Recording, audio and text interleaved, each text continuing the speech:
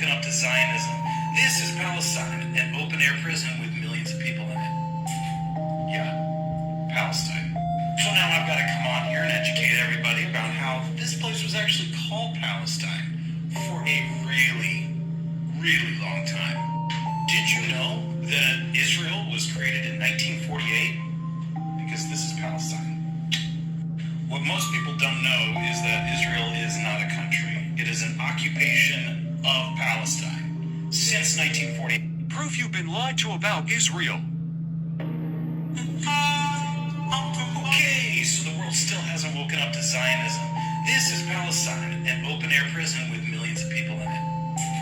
Yeah, Palestine.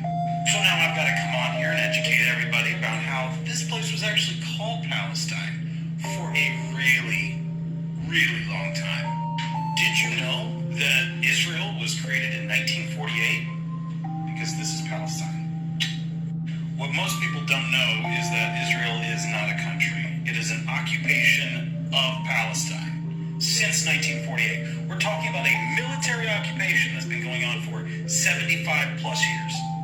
75 plus years. I want you to imagine how you would act if your home's name was changed and it had been stolen, and your neighborhoods were stolen, and your kids were arrested, and they were held indefinitely, and bombs were dropped because everybody wants to think that you're a terrorist, even though you have no recourse for the situation you're in. Ask yourself why none of these old maps label the region Israel. Why? Because it's not Israel. And the Torah is not a land contract.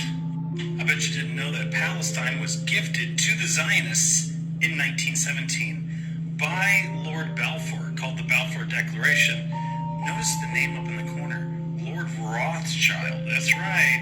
The region of Palestine was gifted to Lord Rothschild in 1917. True story. If you think these people are terrorists that deserve this, you are sadly mistaken. These people live like this. This isn't just recently. They stay like this because Israel is always on the offensive. Then there's this POS, Benjamin Netanyahu, aka BB.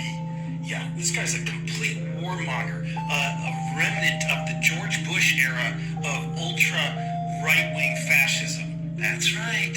This man is a right-wing fascist, a militaristic, blood-soaked monster. And before you go getting it twisted, the definition of a Semite is a member of any of the peoples who speak or spoke a Semitic language, including in particular Jews and Arabs. That's right.